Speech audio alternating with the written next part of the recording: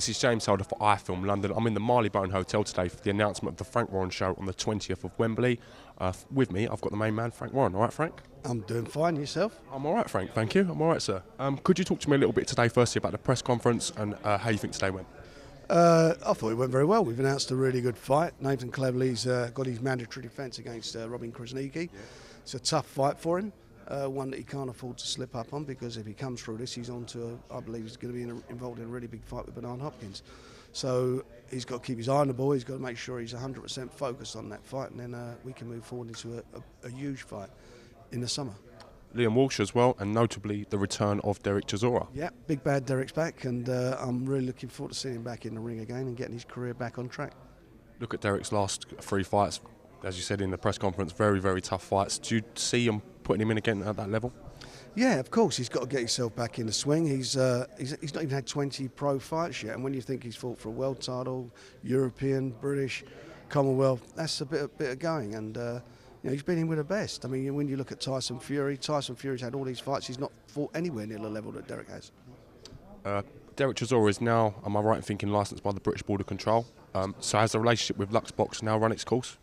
Yeah, he's give up his licence with Luxembourg Boxing Commission, and he's now licensed by the board. Okay. Is there any plans for any other fighters to work with Luxbox again, or is that water under the bridge now? I've got no idea. You'll have to ask them. You know, I'm a British Boxing Border Control licence holder, and I took a licence out as well with Luxembourg.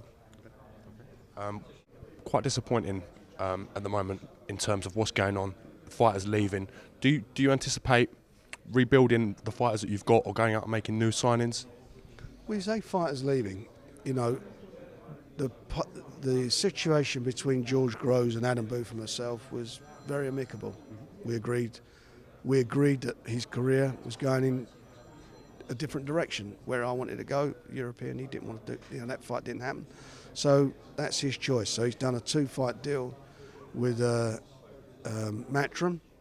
And regarding Ricky Burns, he's been badly advised, and the situation is that we've issued proceedings against him, and in those proceedings, in the claim, you'll see there is a management contract in there with me, and you'll see there is a promotional contract with me, and which has been totally ignored or dismissed, and I think you'll find that a court will uphold that. Having got Ricky Burns to the level that you reached him, do you think you delivered for him in terms of getting him his title fights? But Ricky Burns was an unknown quantity altogether.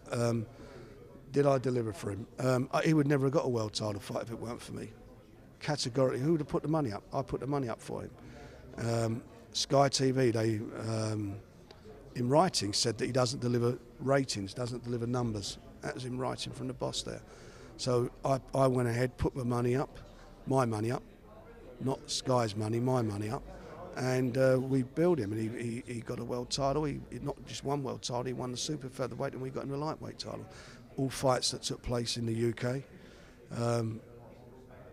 If you delivering for him, I think he should be, and I'm sure he is pretty grateful for what's done. I think when he sits down and looks at it, he'll see that. I put a lot of work and effort into Ricky Burns. I think he's a good fighter. I think he's just he's been misadvised.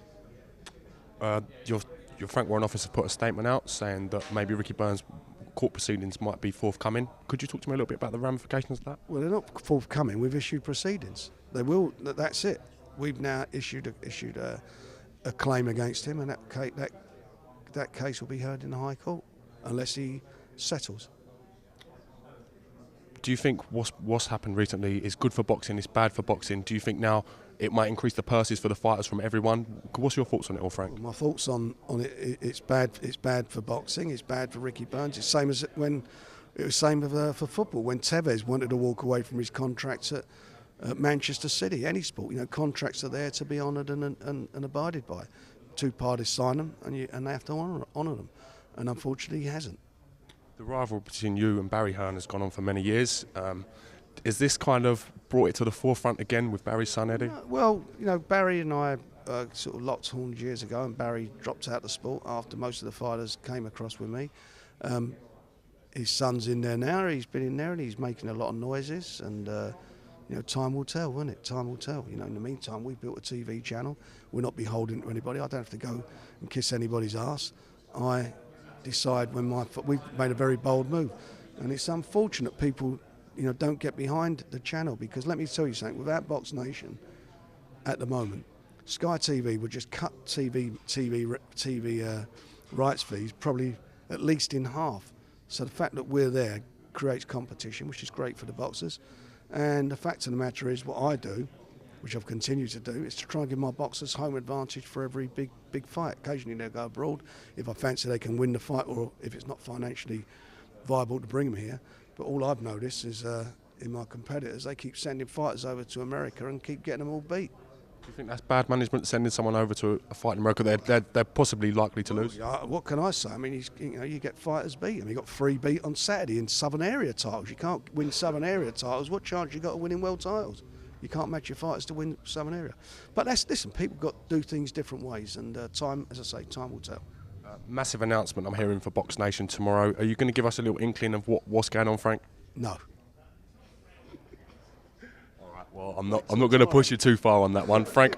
Shout tomorrow. I want to thank you for answering all my questions honestly and openly, sir, and hopefully we get a chance to catch up with you again soon. See you soon. Lovely. James Holder with Frank Warren for iFILM London. Thank you.